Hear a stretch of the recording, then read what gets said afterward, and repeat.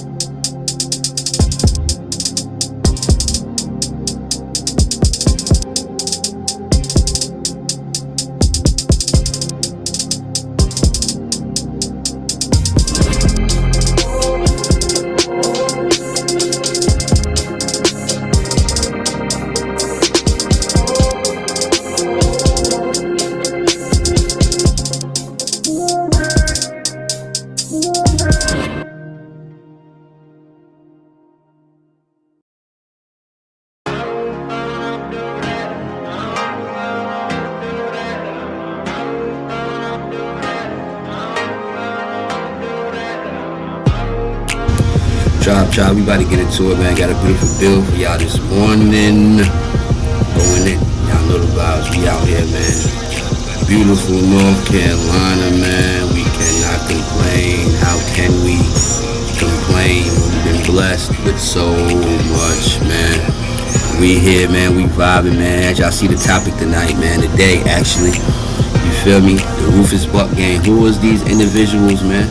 Because they got a habit of trying to write us out of history like we don't know what's going on. But we going to delve in. We going to keep bringing up the relevant.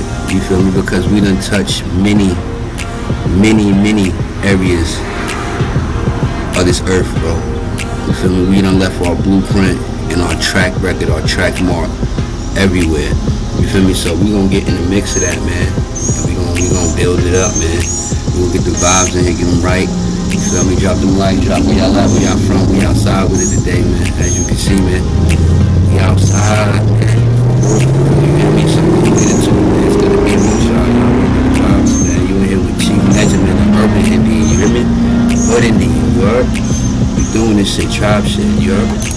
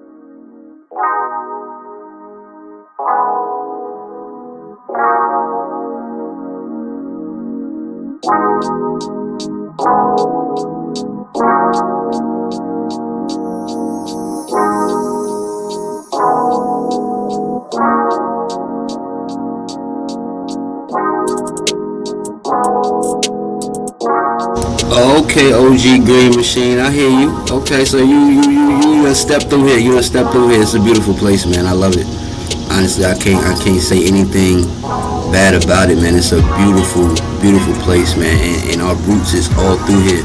I'm gonna start going through downtown and some of these other historical sites, and we're gonna break these things down. I did it once before, but it's a reoccurring thing when you're trying to push this knowledge out here. Salute to you too, OG. You already know the vibes, man. It's good to have you here, man. We about to get into it, man. We're gonna get into it today, man. We're gonna get into it.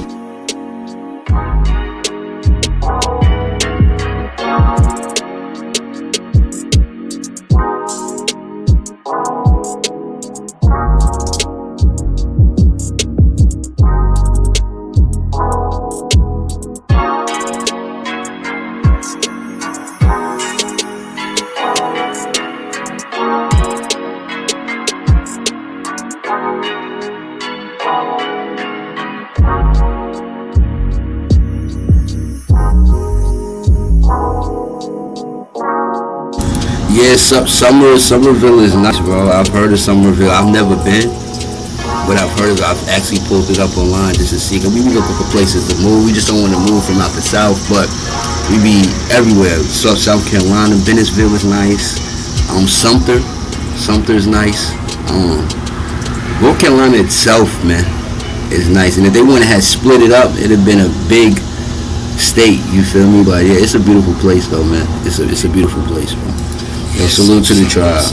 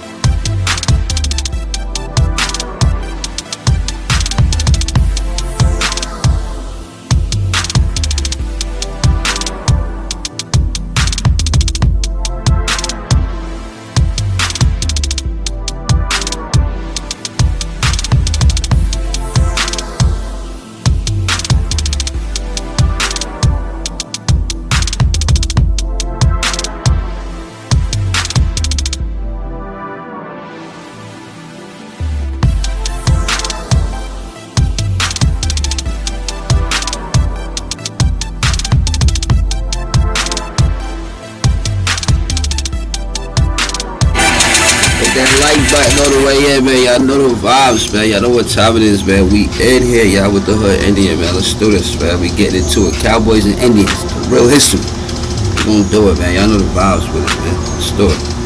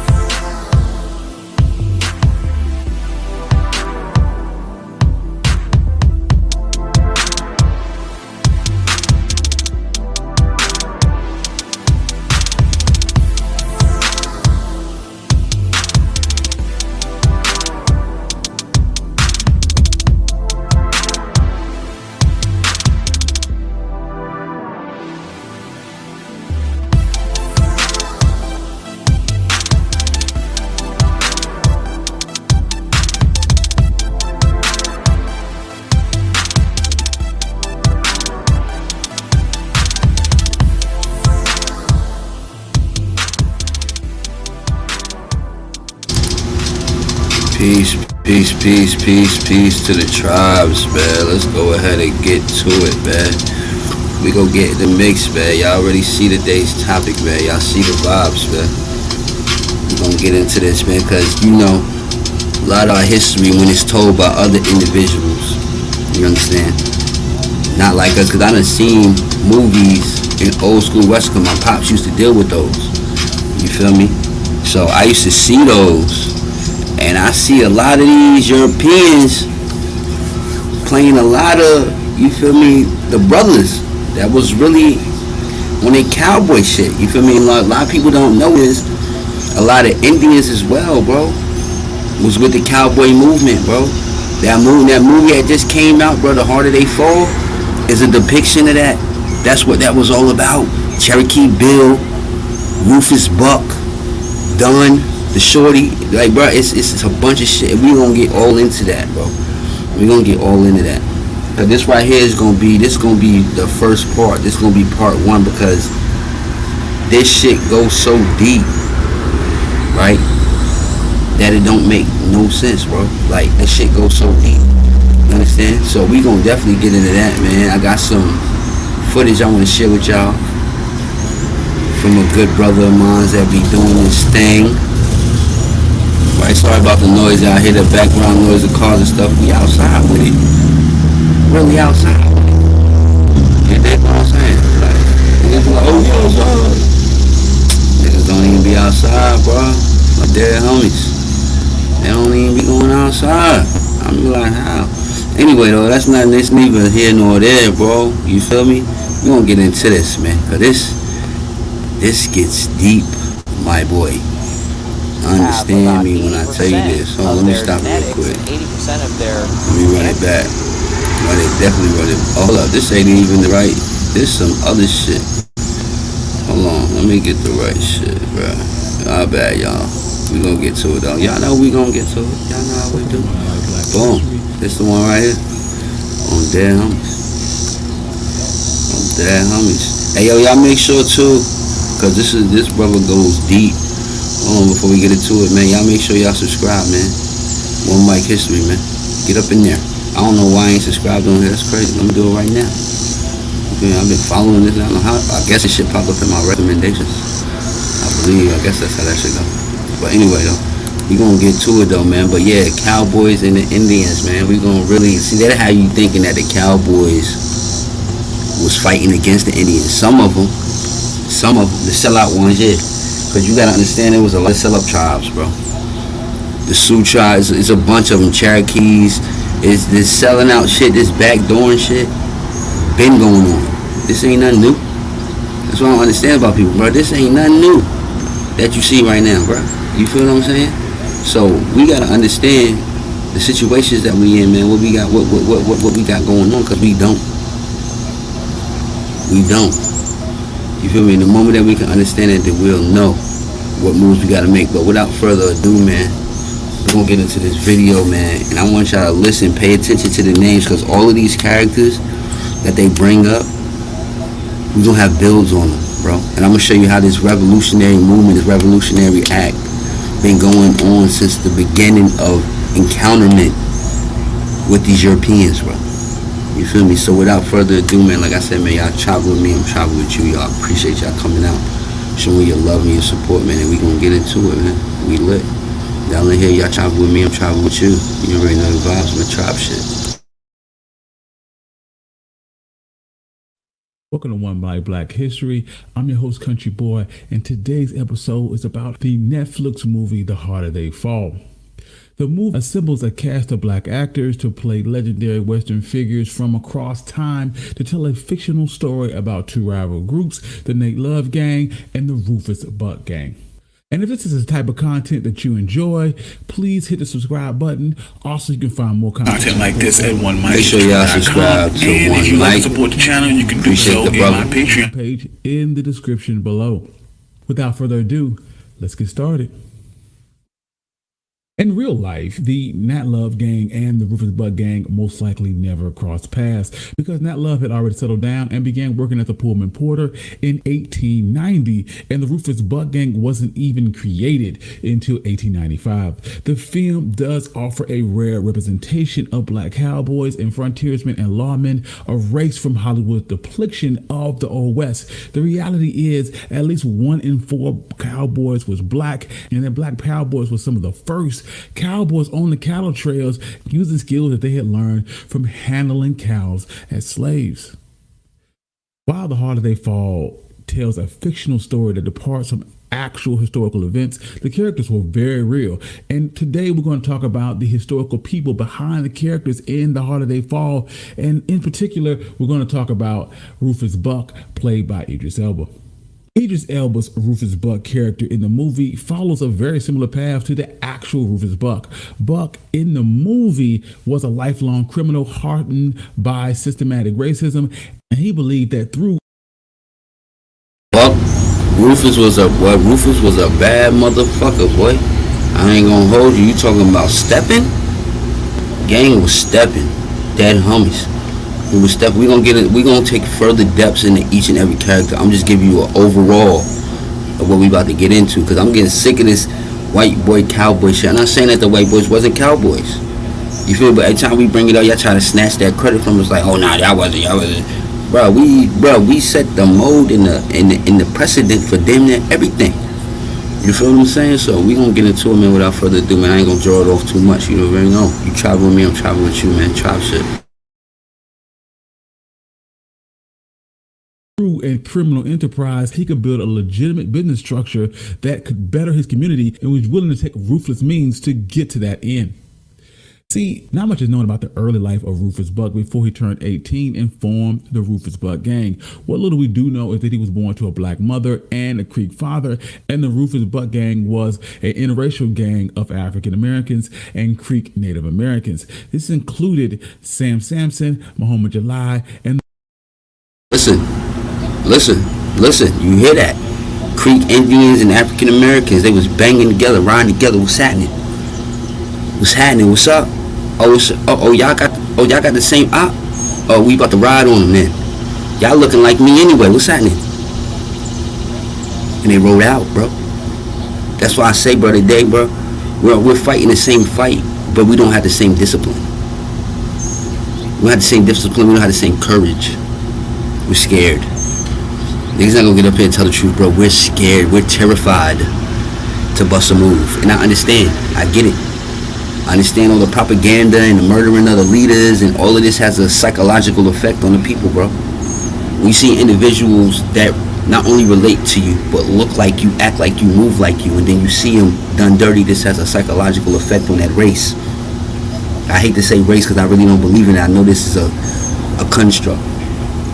But these are the things that happen. You feel me? And it's just crazy to show that this was way back in the day. You got Indians and Africans rocking together, bro. And some natives was in there, because you got to understand that these things got different meaning. Everybody want to group everybody together. I get that. As far as humans and souls, yes, we're all one, bro. But when it comes to this physical reality, bro, it's things that separates us from other individuals, bro. It is what it is.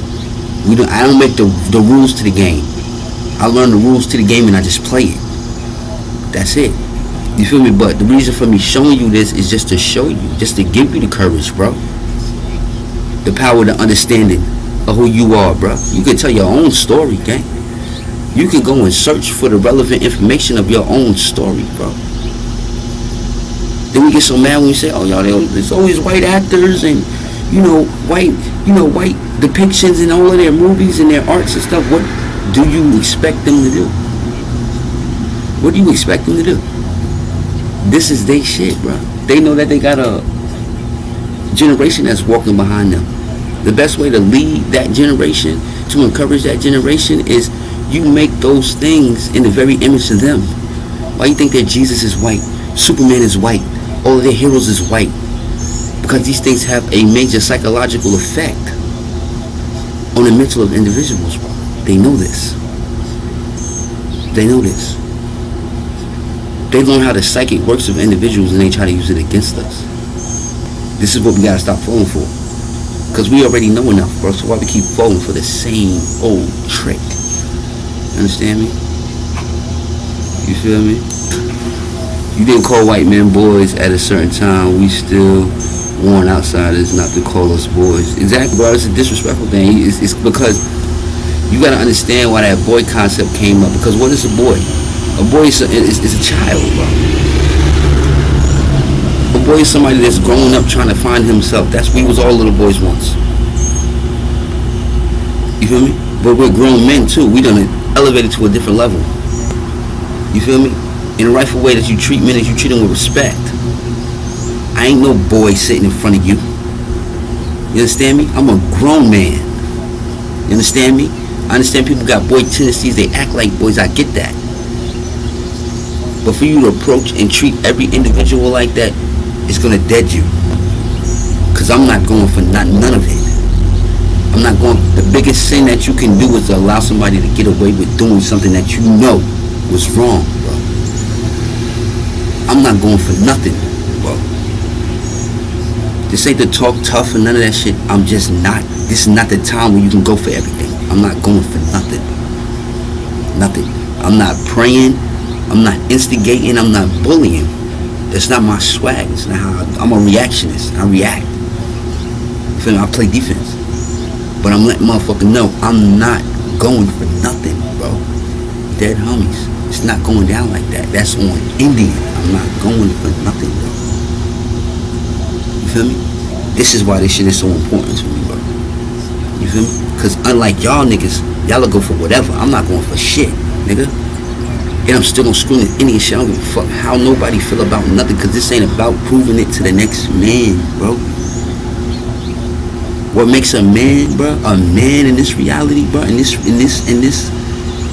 physical reality that we live in right now, bro, is the things that he produces and he brings to the fucking table. That's it. You ain't bringing nothing to the table. You ain't producing, my nigga. You's a boy. You's a boy, my nigga. Boys consume. Men produce, bro. That's what we gotta understand, bro. I'm not here to sugarcoat, nigga. And put no pacifier in your fucking mouth, no titties in your mouth, none of that, bro. You got your mommy for that dead ops, bro. I'm here to keep it fucking real with you, bro. Because like I always said, this salvation, nigga. This ain't no fucking puppet show, nigga. This ain't no who can be the coolest show, nigga. This is real life. Niggas' lives is in the fucking balance, nigga. Come on, man. Niggas be playing with me. I don't play over here, bro. And I'm well versed in whatever, bro. Well versed in whatever. Don't let this shit fool you, bro. I just don't play. I just don't just do the nonchalant games and playing, man. This shit is too important on the dead homies. It's too important, bro. Niggas don't understand that, then they don't understand that.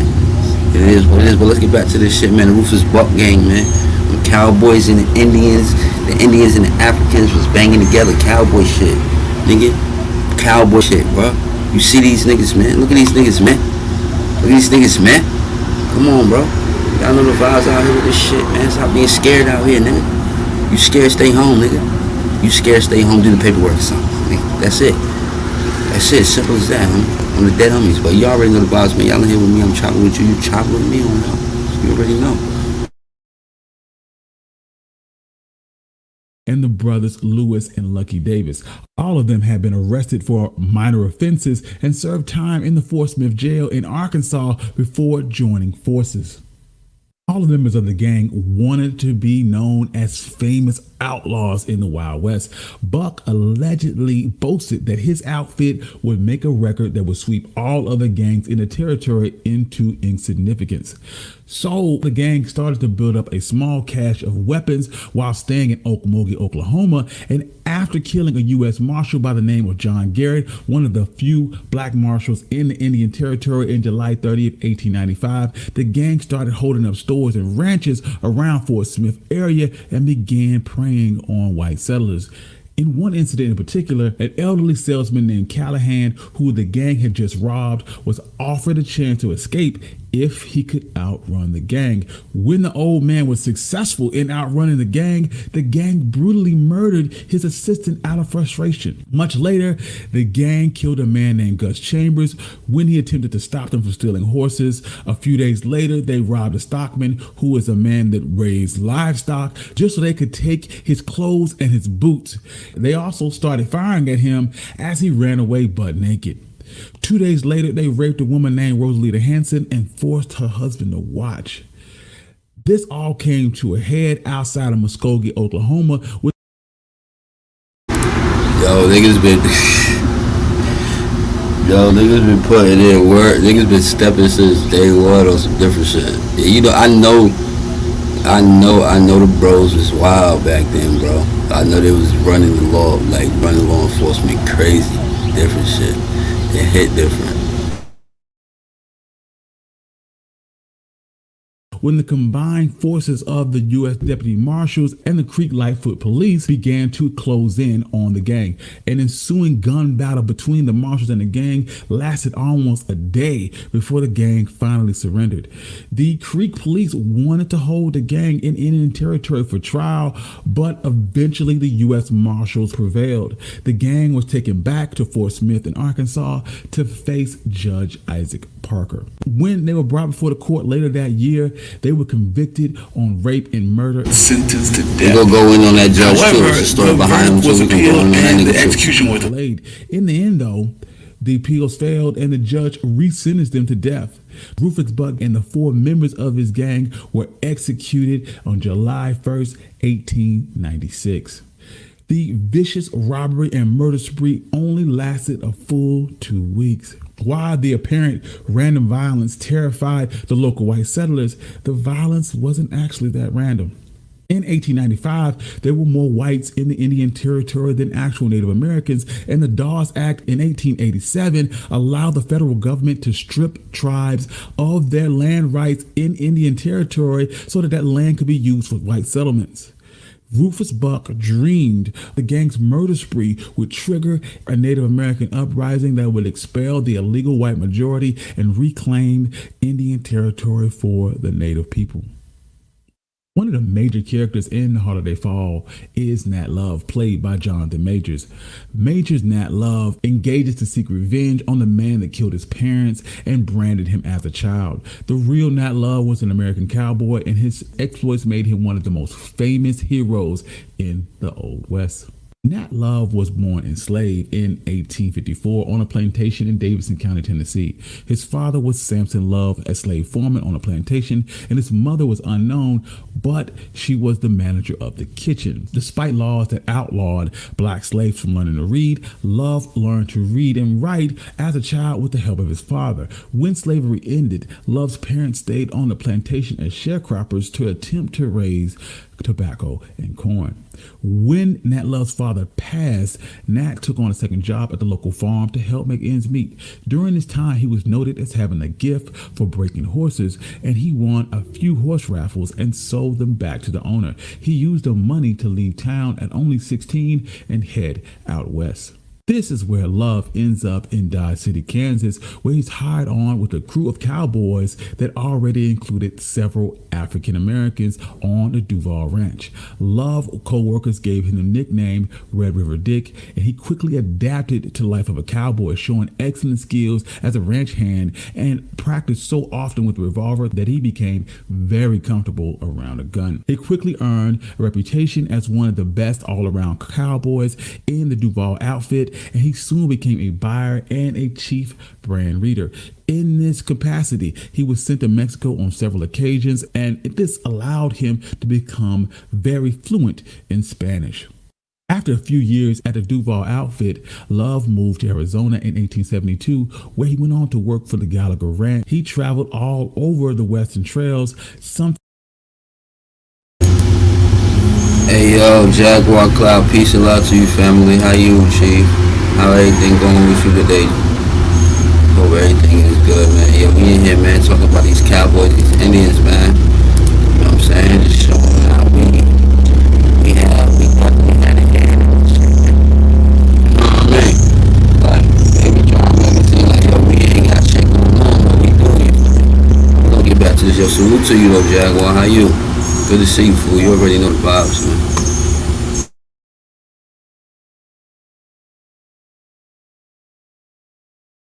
Sometimes working in dangerous situations that included gun battles with Native Americans, cattle rustlers, and bandits.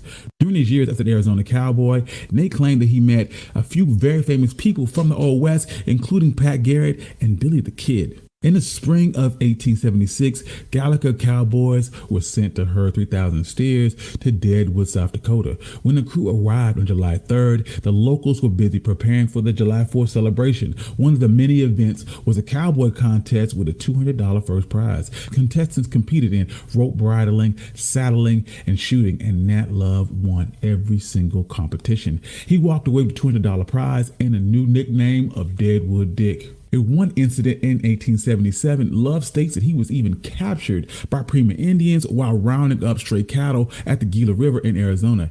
He states that he was only spared because they respected his heritage and because a large portion of the tribe was of mixed heritage themselves. He said he was almost forced to marry the chieftain's daughter, and the group nursed him back to health and asked him to join their tribe. He would eventually run away after stealing a horse and escaping into West Texas.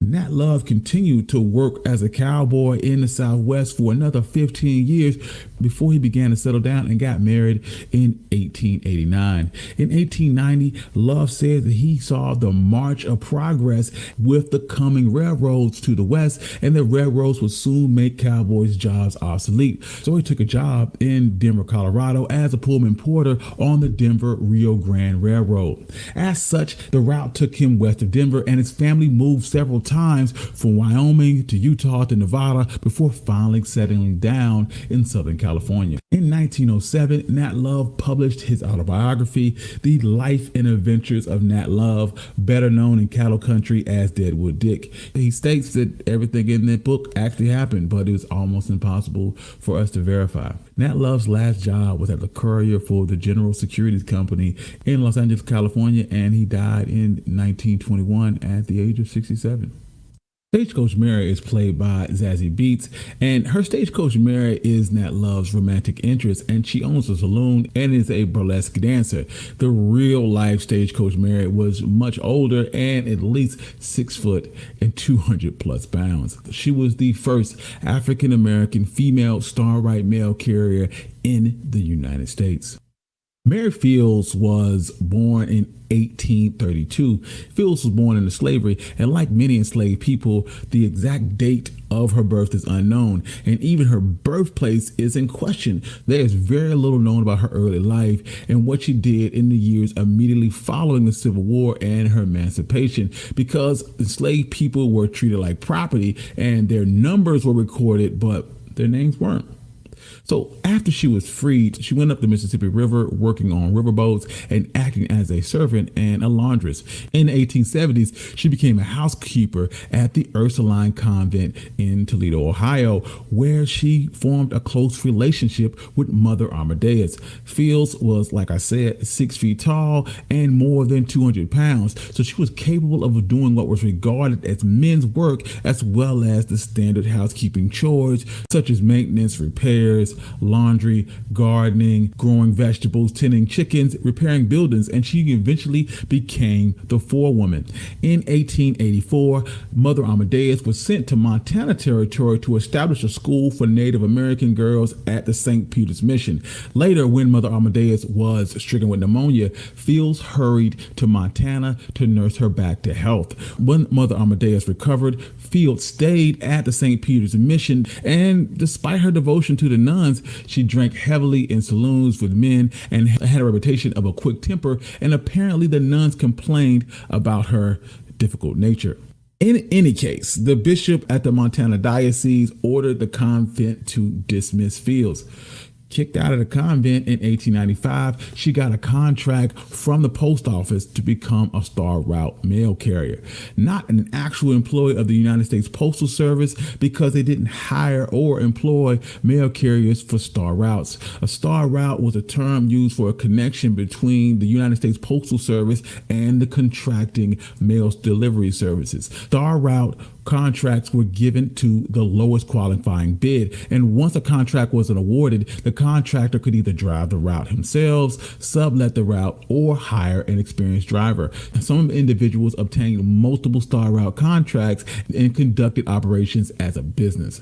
Mary, as an independent contractor, carried mail using a stagecoach donated by Mother Amadeus. She was only the second woman in the United States and the first African American woman to serve in that role, and it suited Mary Fields to a T.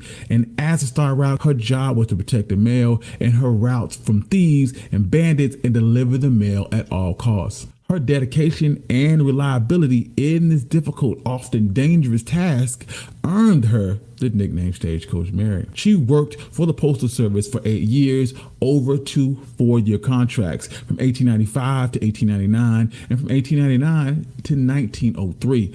Afterwards, she retired. She operated a laundry service, reportedly babysat children, and she continued to drink heavily in saloons and was such a beloved figure in Cascade, Montana, that the townspeople rebuilt her home after it caught fire in 1912. Fields would die in 1914 at the Columbus Hospital in Great Falls, and her funeral was said to be one of the largest the town had ever seen. Cherokee Bill is portrayed in The Holiday Fall by Lakeith Stanfield, and Cherokee Bill didn't run with the Rufus Buck Gang like he did in The Holiday Fall, although he was a feared criminal in his own right. Born Crawford Goldsby, he was responsible for several murders, and him and his gang terrorized Indian Territory for almost 2 years. Crawford Goldsby was born to Sergeant and Ellen Goldsby in February 8th of 1876 in Fort Concho in San Angelo, Texas. Goldsby's father was from Alabama and a sergeant in the 10th Cavalry and was a Buffalo soldier. Goldsby's mother was a free woman of African, Cherokee, and white ancestry. In 1887, when Crawford Goldsby was only 2 years old, a gun battle broke out between Cowboys and members of the 10th Cavalry at the Moore Saloon in San Angelo, resulting in 2 people being killed and 3 others wounded. Texas Rangers went in an attempt to arrest George Goldsby and charging him with being responsible for arming the soldiers. So George went AWOL and escaped Texas into Indian Territory. Ellen Goldsby moved back with her family to Fort Gibson in Indian Territory, and she would leave Cherokee Bill in the care of an elderly black woman known as Amanda Foster. By the time Crawford was 7, he had been sent to an Indian school in Kansas, where he attended for 3 years. Afterwards, he was sent to an industrial school for Indians in Carlisle, Pennsylvania for the next 2 years. And despite attempts to provide him with a good education, some sources indicate that he could barely read or write. And while he could barely read, historians believe that he killed his first victim at only 12 years old, but wasn't charged because of his age. Crawford Goldsby would return home to Fort Gibson, and upon returning home, he would find that his mother had remarried to a man named William Lynch. Cherokee Bill did not get along with his stepfather, and he began to associate with unsavory characters, drink liquor, and just generally rebel against authority. By the time he was 15, he moved in with a man by the name of Bub Bufflington and began doing odd jobs. He worked on a ranch and by all accounts was well liked, but soon in 1884, at just 18, he would begin his outlaw career, becoming one of the most dangerous and feared men in Indian Territory. Cherokee Bill's crime spree began when he shot a man named Jake Lewis for beating up his younger brother. Lewis would later recover from his wounds, but Bill was sure that he killed a man, so he fled into Creek in the Seminole Nations, where he joined up with the outlaws Jim and Bill Cook. In June of 1894, the trio was confronted at 14 Mile Creek at Tahlequah, Oklahoma, by lawmen with a warrant for Jim Cook.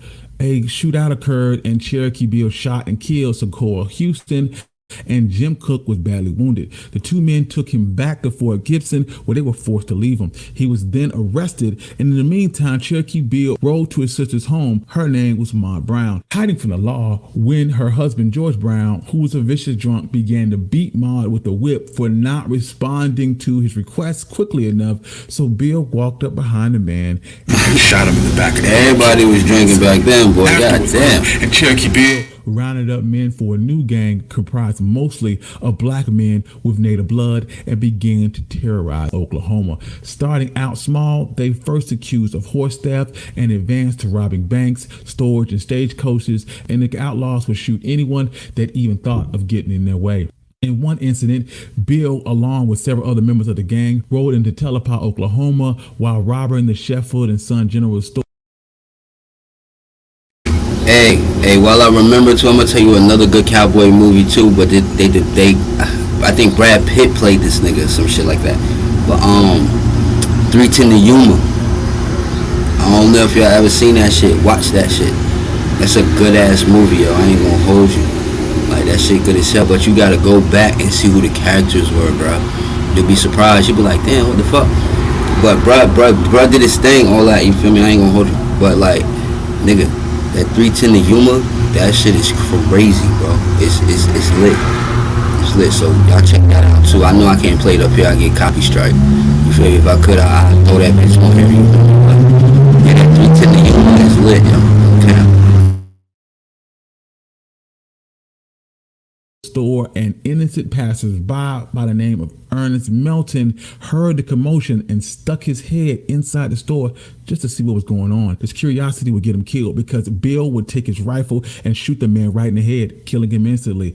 After the Melton murder, authorities stepped up their pursuit of Bill and his gang. With the pressure on, the gang split up. Most of the men were either captured or killed, but Bill still managed to escape. Authorities offered a $1,500 reward for the capture of Cherokee Bill, and Bill continued to elude marshals till he attempted to rob a train in Nato, Oklahoma, and he was captured on January 30th, 1895 by U.S. Marshals with the help of Bill's former acquaintances who hoped to receive part of the $1,500 reward. Soon afterwards, he was sent back to Niggas told on my boy. On February 26, Cherokee Bill was tried for the murder of Ernest Melton before the hanging Judge Isaac Parker and found guilty. On April 30th, Bill was sentenced to death. While in jail awaiting his execution, Bill planned a daring escape. A man by the name of Sherman Van, who was a trustee at the jail, smuggled a revolver in for Cherokee Bill. On July 26th of 1895, he attempted to break out. Snuck a gun in, bro? How the hell you sneak a gun in? You snuck a gun in, nigga? The shootout resulted in a standoff between Cherokee Bill and the prison. It's crazy. However, another outlaw who was old friends of Bill's offered to disarm Bill if the guards promised they wouldn't kill Cherokee Bill afterwards. So he went in and spoke to Cherokee Bill and convinced him that it was over and to give up his revolver. Starr would turn the revolver over to the guards, and the incident helped Henry Starr later acquire his freedom. Meanwhile, Cherokee Bill's lawyer began working on an appeal, maintaining that Bill had not received a fair trial at the court of Judge Isaac Parker, who had characterized him as a bloodthirsty mad dog who killed for the love of killing and the most vicious of all the outlaws in Oklahoma Territory. When his appeals failed, on March 17, 1896, he was hung before hundreds of spectators. Reportedly, they asked him if he had any last words, and he said, "I came here to die, not to make a speech." Cherokee Bill Goldsby was only 20 years old when he died and had killed at least 8 men. And as many as 13. Hey, OG, no cap, though. On different time, right? You right, though, because at the end of the day, too, it's the mindset. That's why I tell people, too, a lot of people be like, yo, shit, nigga, if I was back in the slave days, you feel me, I do this, I do that, and it's like, yo, gang, you gotta understand, bro, like, it's different times, bro, like, society demanded different things, you feel me, and then, you know, the people that move the way we move today, if we would have been moving like that, it's like they would just killed us. You feel what I'm saying? So it's a time and a place for every behavior, every character. You feel me? But the reason why you see them so tough back then in the Western days is because they was already formalizing. They were deputizing, all that shit. You feel me? They kind of had the up. It was very few people like Rufus and Cherokee Bill and all these individuals that was running amok, bro. You feel me? You gotta understand, bro, that crime,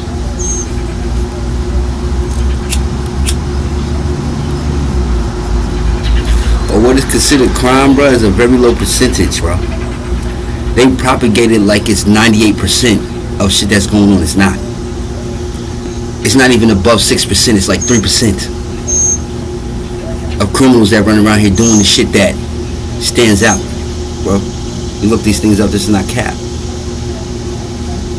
You feel me? So that go to show you already that it is not even that many people out here that's bucking against the law, at least not showing it. You feel? I understand there's some people that was with it and they quiet with it, and that's cool. There's nothing wrong with that. But for the ones that they can follow behind and make statistics from, it's very low percent, bro. Criminals is not a big percentage of what's going on, bro. You feel me? Because you gotta understand what people say. Well, murder rate is so high. Murder rate and criminal, those two different things, gang. This nigga could be a full 9-to-5er out there laying shit down when he get off work, bro. Don't make him a criminal. Criminals motherfuckers that indulge in crime, criminal activity.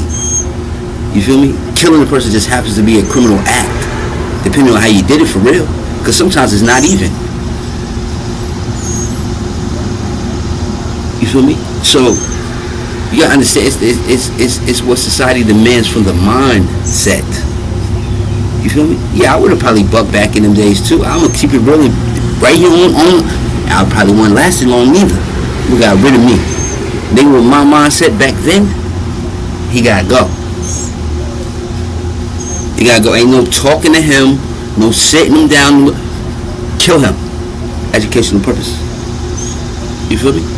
So you gotta understand. You gotta factor in the mindset and the timing, and then the mindset of the majority, because that's what shifts society forward.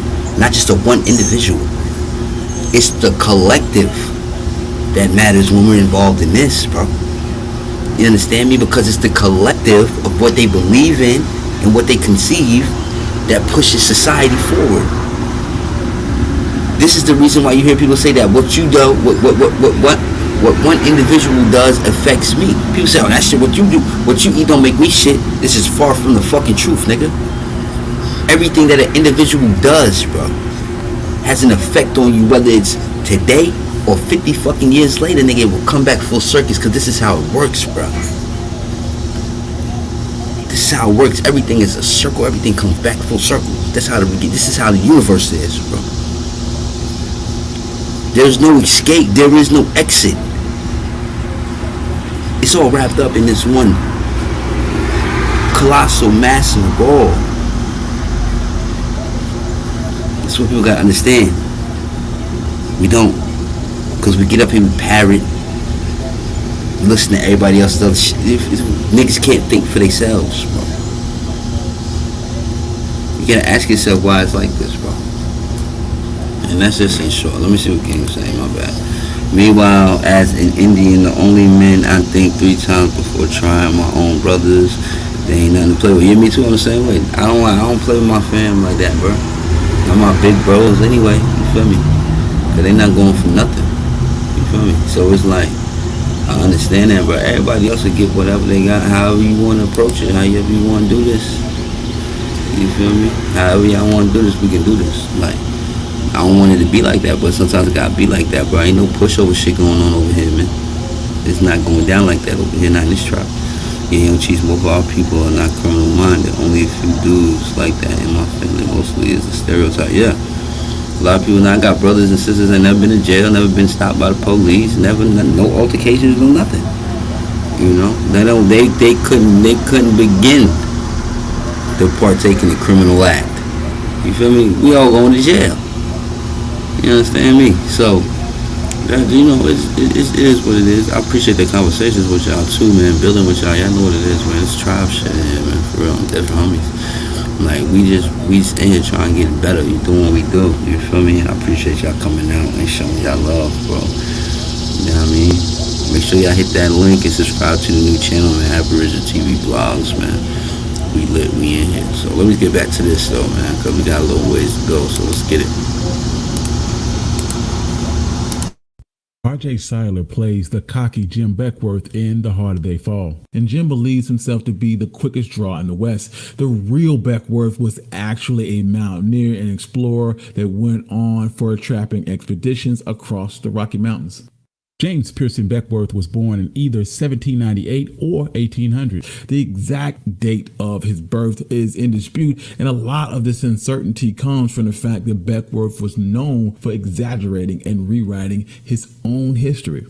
But what is known is he was born to a white man, a Sir Jennings Beckworth, and a slave woman in Virginia. He was said to have the features that resembled a Native American man and was born into slavery.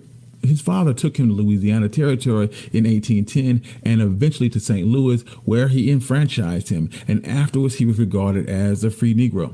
In 1823, Beckworth signed with the fur trading expedition, and the following year in 1824, he joined the General William Ashley's Rocky Mountain Fur Trading Company to handle the horses on the expedition to the Rocky Mountains.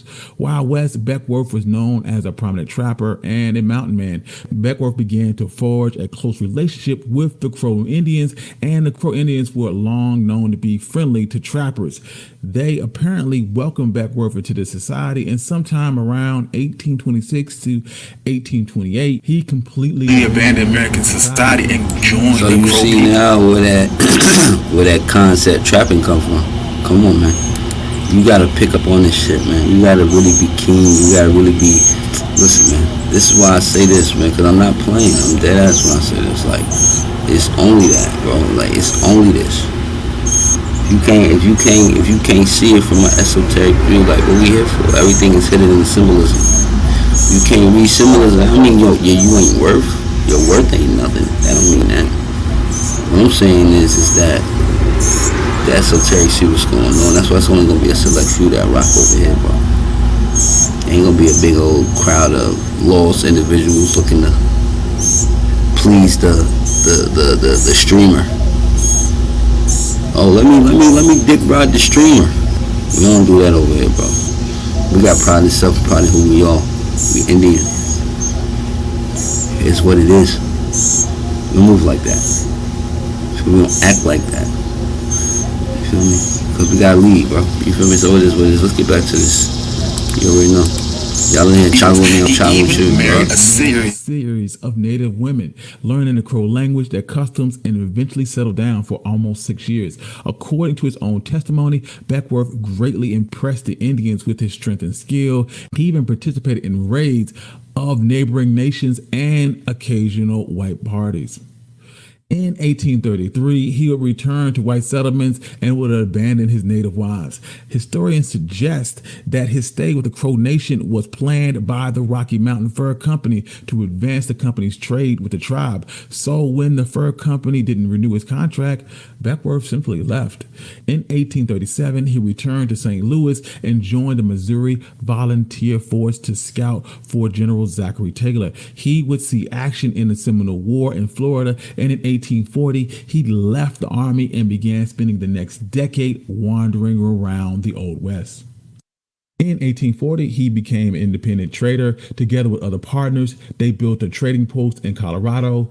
In 1844, Beckworth traded on the old Spanish Mission Trail between the Arkansas River and California, and at the time, that area was controlled by Mexico. So when the Mexican-American War began in 1846, Beckworth returned to the United States and brought along 1,800 stolen Mexican horses with him as a spoil of war.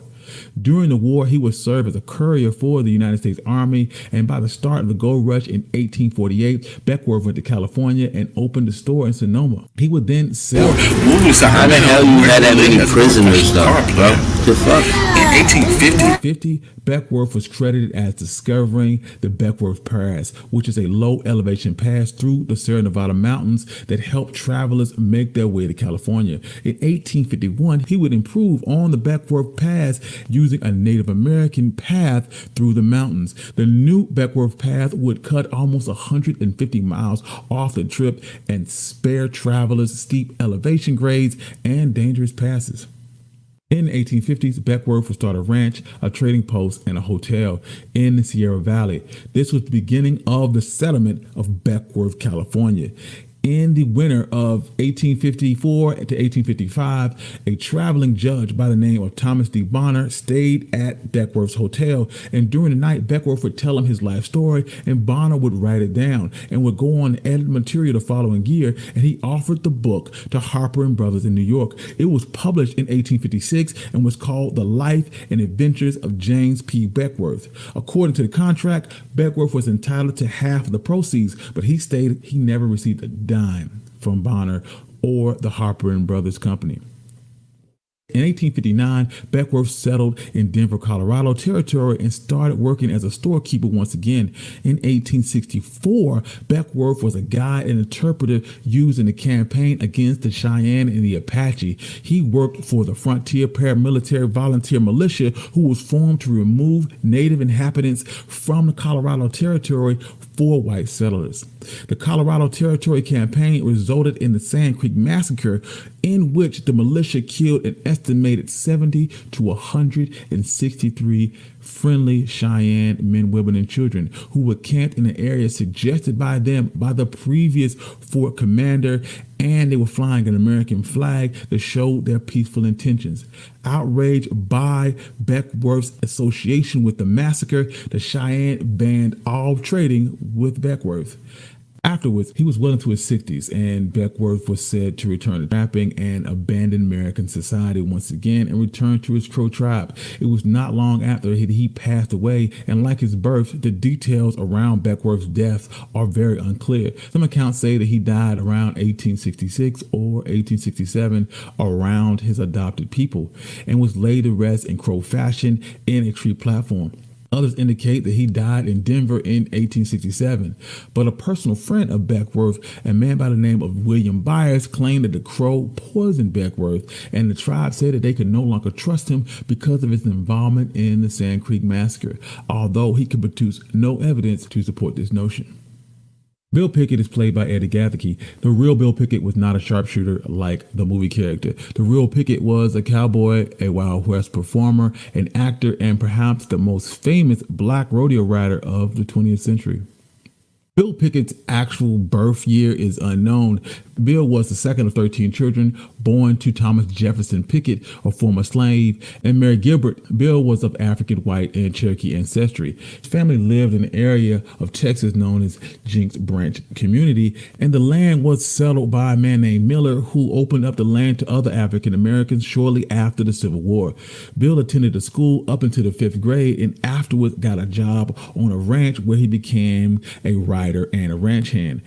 In 1888, his family moved to Taylor, Texas, and Pickett and his brothers started their own horse breaking and cowboy services. The company was known as Pickett Brothers Bronco Busting and Rough Rider Association, and the advertisements promised the catching and taming of wild cattle was their specialty. In 1890, Bill Pickett got married to Maggie Turner, a former slave and the daughter of a white Southern plantation owner, and the couple went on to have 9 children. Bill Pickett was Bro, start reading fast as hell. Didn't you have to tired of reading that tricks shit? and stunts at county fairs. Bill Pickett's name soon became synonymous with successful rodeos. Bill Pickett, with a group, traveled from Texas to Arizona to Wyoming to Oklahoma. Bill Pickett invented a rodeo technique known as bulldogging, the skill of grabbing a cattle by its horns and wrestling to the ground. He developed his method based on trained bulldogs who would sometimes be used to help steer away runaway cattle. The dogs would use their teeth to clamp down on the steer's upper lip, a very sensitive area for the cattle. And once the dog snapped down on the steer's lip, the steer wouldn't move. Bill Pickett seen this happen on several occasions and thought, if a bulldog could do it, he could too. Bill practiced this stunt by riding hard, springing from his horse, wrestling the steer to the ground, and in his method for bulldog, he would bite down on the cow's lip and fall backwards. He would also go on to help teach other cowboys the technique of bulldogging, but this method would eventually fall out of favor as the sport morphed into steer wrestling in rodeos. In 1905, Pickett joined the 101 Ranch Western Show that features the likes of Cherokee Bill, Will Rogers, Tom Mix, Lee Holt Gray, and Zach and Lucille Mulhall. He performed under the stage name The Dusky Demon, and Bill Pickett was a famous performer who toured all over the world. But because he was black, he was unable to appear in some places. He often was forced to claim that he was of Comanche heritage just so he could perform, and many times he was still banned. In one of his most famous incidents in 1908, while in Mexico City, Pickett wrestled a Mexican fighting bull for a grueling 7 minutes before a riotous crowd in his interpretation of bullfighting.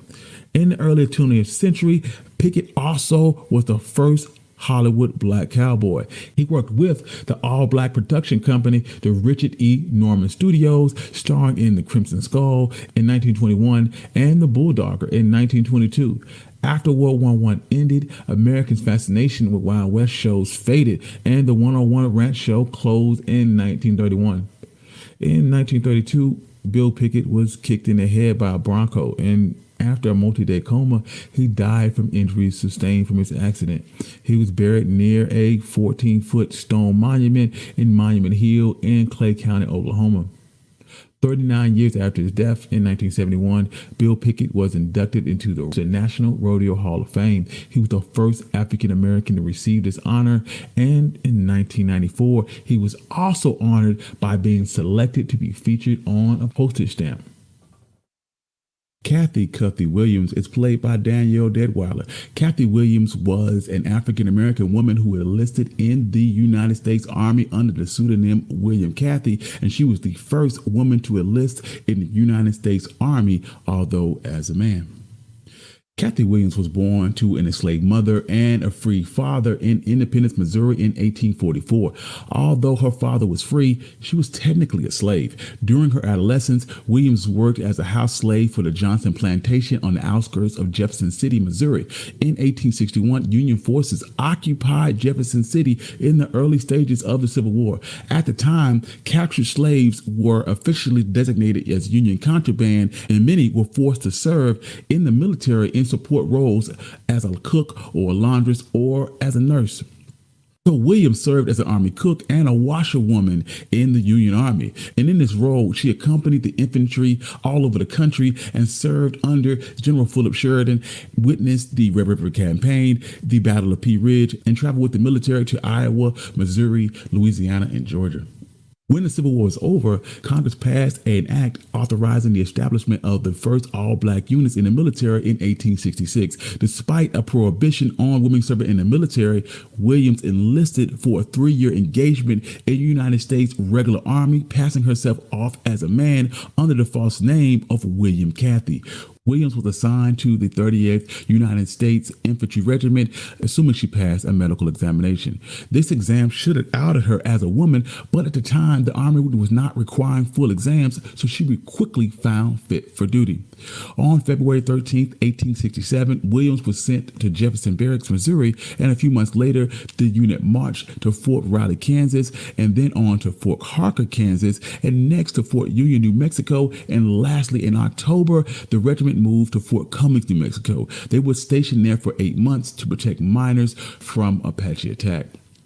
During this time, Williams contracted smallpox and was hospitalized. Williams rejoined her company in New Mexico, and possibly due to the effects of smallpox or the heat or the months of marching, but her body was showing signs of strain and her health was failing. She was recorded as being in 4 different hospitals on 5 separate occasions, and still no one knew that she was a woman.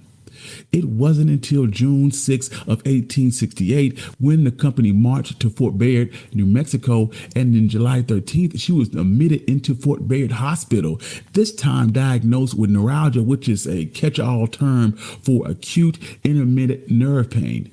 It was during this hospitalization that she was finally discovered as a woman. On October 14th, 1868, William Cathy was discharged from Fort Bayard with a certificate of disability, which included statements from her captain and from the post assistant surgeon, and the captain stated that Williams had been under his command since May 20th, 1867, and had since been feeble both physically and mentally, and had been quite unfit for duty, and his condition predates her enlistment. Over her 2-year stint with the Army, Williams participated in regular garrison duties, but there was no record that she actually saw any direct combat while enlisted. She was honorably discharged, and her legacy is being the first and only female Buffalo soldier to serve. Following her discharge, Cathy Williams went on to work as a cook for Fort Union, New Mexico, and then moved to Pueblo, Colorado, where she got married. Their marriage ended poorly when her husband stole money and a team of horses from her.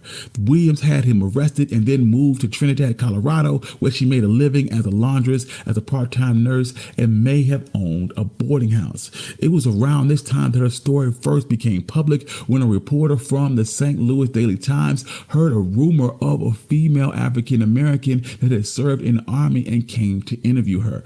Her life and military service was published in the paper in January 2nd of 1876. Some years later, her health started failing again, and she was hospitalized in early 1890 for almost a year and a half. By the time she left the hospital, she was almost completely broke, and in June of 1891, she filed for a disability pension from the United States Army. Her application claimed that she suffered from death. She left the hospital, she was almost complete. Why that doctor look like that? Look at this nigga face. You see that nigga again? Just imagine having to just deal with people like that. He terrified. He like, yo, shit. I don't see shit. I don't see nothing, y'all. Fuck that. He like, yeah, nigga. Told y'all what time it was in this motherfucker. Bring these motherfuckers in here, man.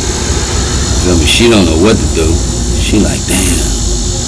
I should have stayed. I should have paid attention to this motherfucker. I don't know what the fuck is going on. All I can do is just hold her goddamn hand right now. He like, man, this is fucking amazing. This shit is. He like, I don't even give a fuck what's going on right now. I don't even want to be here type shit. My dad tripping. You feel what I'm saying? And you look like you a ghost. Is like you, like they photoshopped you and right here and put you right here to make it look like y'all was deep as fuck. This is what you look. You looking like a whole not supposed to be here motherfucker type shit. You feel me? This is a whole crew of motherfuckers, man, that I would not let work on my dog, nigga. Dead homies, man. He can't come neither. God damn it. You can't come neither, bro. I'm sorry, bro. But you fucking with them. You understand me? You fucking with them. So you can't even come with us, bro.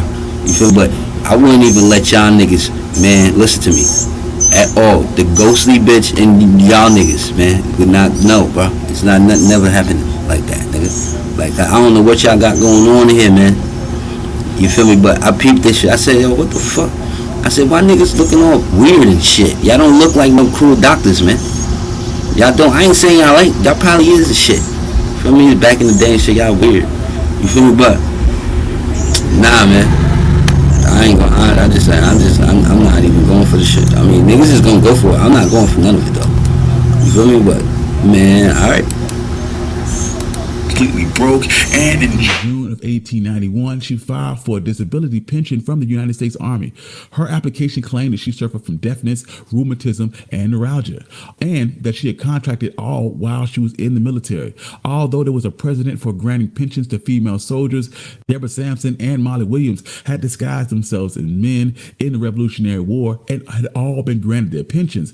When the doctor employed by the United States Pension Bureau examined Kathy Williams, she was definitely suffering from diabetes. She had all her toes amputated and was walking with a crutch. The doctor decided that she did not qualify for disability payments, stating that no disability existed. Further, they found that their discharge certificate indicated her feeble condition predated her enlistment and was not due to service. Lastly, and most obviously, her service in the Army was not legal. Any type of pension, disability, or otherwise would thus be denied. Afterwards, what happened to Kathy Williams is unknown. It is assumed that she died shortly after being denied her pension, sometime between 1892 and 1900, because she no longer appears on census rolls after 1900. In the holiday fall, the Nat Love Gang finds an unlikely ally in U.S. Deputy Marshal Bass Reeves, played by Delroy Lindo. He helps hunt down Rufus Buck, and the real Bass Reeves was very similar to his movie counterpart. He was the first black deputy U.S. Marshal west of the Mississippi River, and he worked mostly in Arkansas and Oklahoma Territory. Bass Reeves was born into slavery in Crawford County, Arkansas in 1838. He was named after his grandfather, Bass Washington, and Reeves and his family were enslaved by Arkansas State legislator William Steele Reeves. When Bass was only 8 years old in 1848, William Reeves moved to Grayson County, Texas. Bass was left with William Steele Reeves' son, Colonel George R. Reeves. When the Civil War broke out, George Reeves joined the Confederate Army, taking Bass with him. At some point, Bass escaped into Indian Territory, where he lived with the Cherokee, the Creeks, and the Seminoles. While Indian Territory is governed by a system of tribal courts, the court's jurisdiction only extends to members of the 5 major tribes. This meant that anyone that wasn't a part of those tribes, like escaped slaves or petty criminals, could only be pursued at a federal level within its boundaries. With this backdrop, Bass stayed with the Native American tribes and learned their languages until he was freed by the 13th Amendment in 1865. As a freedman, Reeves moved to Arkansas to farm. There, Reeves and his family farmed until 1875, when Judge Isaac Parker was appointed to a federal judgeship in Indian Territory. Judge Parker appointed James F. Fagan as U.S. Marshal and directed him to hire 200 deputy marshals to police Indian Territory. Fagan knew about Reeves, who knew the territory and could speak several native languages. He stood at 6'2", with prolific shooting skills from his time in the Civil War, so he recruited him as a deputy. Reeves was the first black deputy to serve west of the Mississippi River, and as such, he was responsible for Native Reservation territory, and he served there until 1893, where he was transferred to the Eastern District in Paris, Texas, and in 1897, he was transferred yet again to Muskogee Federal Court in Native Territory. The deputies were tasked with cleaning up Indian Territory, and Judge Parker's orders were to bring them in alive or dead. Reeves would ride Oklahoma Territory searching for outlaws in an area that covered almost 75,000 square miles. Although Reeves could not read or write, this didn't slow down his effectiveness in pursuing criminals. Before he headed out, he would have someone read the warrants to him, memorize the contents and which warrants were which, and then when he was asked to produce the warrants, he never failed to pick out the correct one.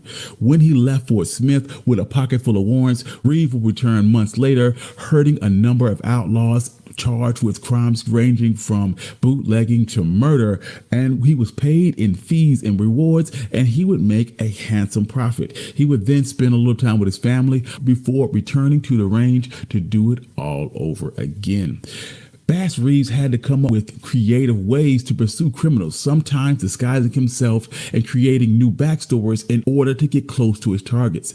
In one such incident, Bass Reeves was pursuing two brothers in the Red River Valley near the Texas border. It required Bass to study the terrain and make a plan, so he disguised himself as a beggar on the run from the authorities. He hid handcuffs, a pistol, and a badge underneath his clothes and set out walking almost 30 miles. He arrived at the home of his targets and their mother answered the door. He told her his feet ached from being pursued by a posse that had shot 3 bullets into his hat. After asking for a bite to eat, she suggested that he stay the night. Bass accepted the offer and watched the pair carefully as they drifted off to sleep. When they were snoring, he handcuffed the pair without waking them, and early in the morning, he kicked the boys awake, marching them out the door, and made the pair march the full 28 miles back to camp, where Bass collected a $5,000 reward. In another famous incident, in 1878, Bass pursued a notorious criminal by the name of Bill Dozer. Dozer was known as a jack of all trades when it came to committing crimes. He was committing crimes from cattle rustling to holding up banks and storage and stagecoaches to murder and land swindling. Because Dozer was so unpredictable, he was extremely hard to catch, and many lawmen had tried to apprehend him before Bass Reeves. Dozer eluded Reeves for several months until the lawmen had tracked him into Indian territory. Refusing to surrender, a gunfight ensued with Reeves shooting and killing Dozer dead.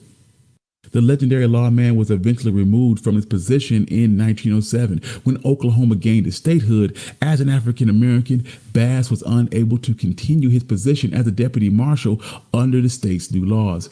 Reeves, then 68, became an officer at the Muskogee Police Department, where he served for an additional 2 years before he became ill and retired. He was diagnosed with Bright's disease, which is an acute neuritis of the kidneys. He would pass away in January 12, 1910. Bass Reeves had a record of over 3,000 arrests, and he had shot and killed at least 14 outlaws.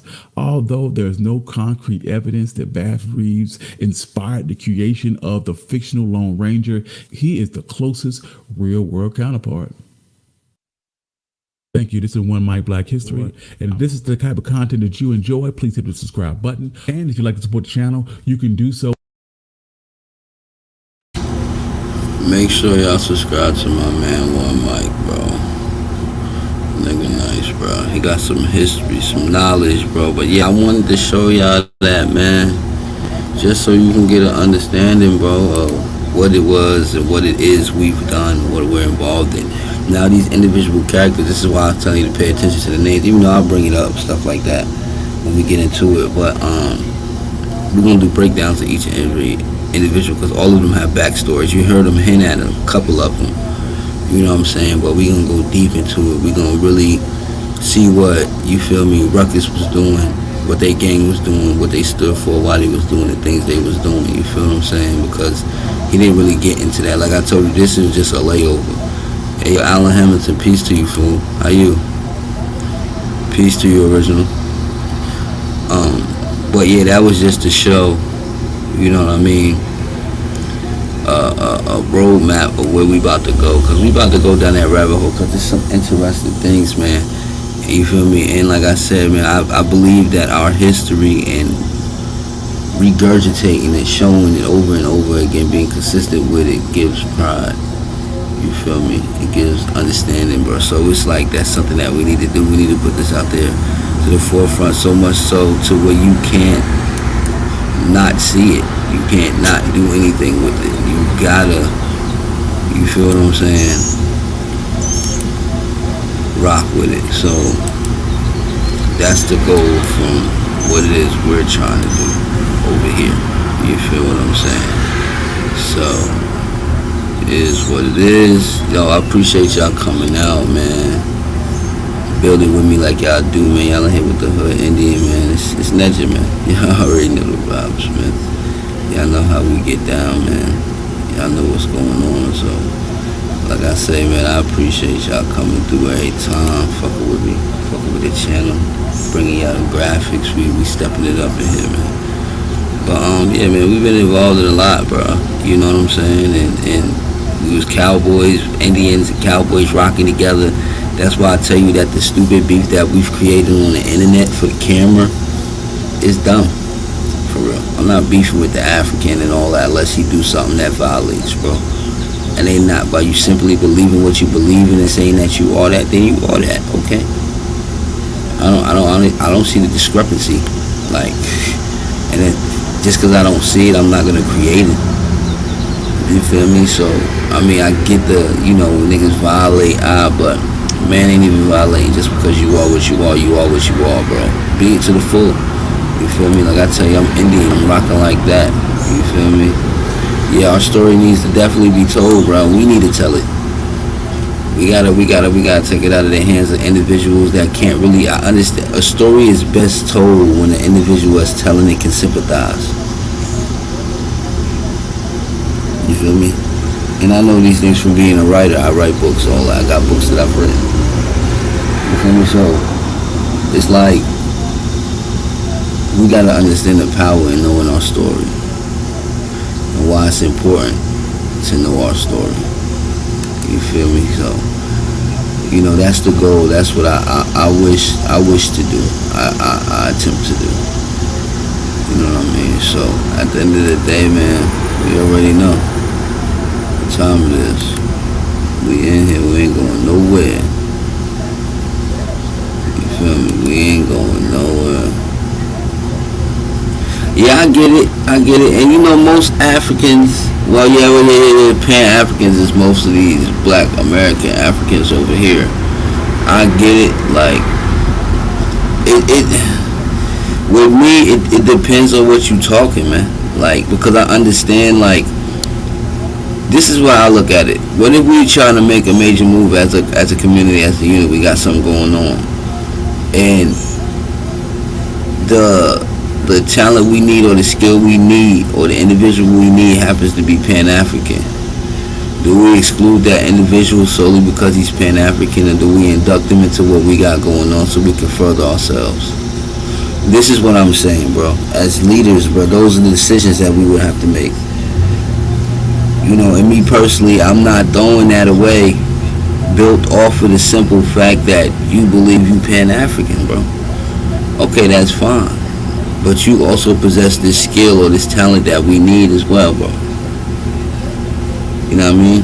Because we gotta understand that even though this is a community thing, we gotta know when to put that to not suspend it, but when to put it to the side, though. Like, understand, like, okay, this not that.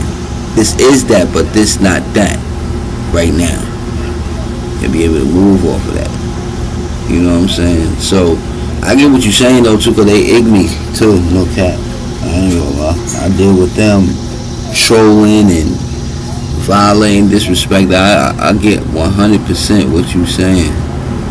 You feel me? I'm not even gonna lie, but it depends the situation too though. I would factor the situation in.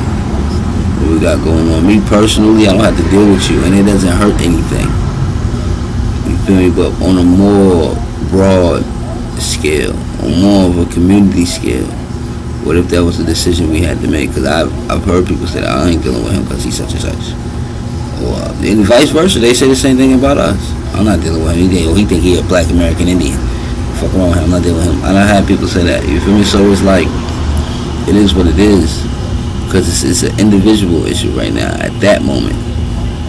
But when it becomes a bigger aspect, a group thing, then it's like, do I sacrifice how I personally feel? Or not? But yeah, you're right though. I'm 100% agreeing with you on that one. I ain't even gonna lie. I definitely am. But yeah, we out here, man. I'm about to tune out of here, man. I appreciate y'all coming in here, man. Travel with me, man. Travel with you always, man. The Hood Indian, man. Y'all know the vibes, man. We here now, man. We doing our thing. We getting to it. I Appreciate y'all coming through for the bill. We got more, like I said. We're gonna break down each and every individual, even the females, bro. I got content on all of that, bro. We're gonna get into it, bro. We're gonna give our kids something to be proud about, bro. Because like I said, I want to break down these stories now so you can get an understanding of the individuals. So they're looking at like, oh, them niggas was criminal outlaw niggas, them niggas was tweaking. Like, you know what I mean? Nah, it's deeper than that.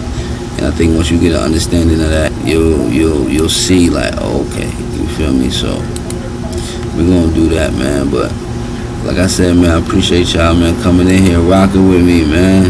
Try with me, man. Y'all know the vibe, man.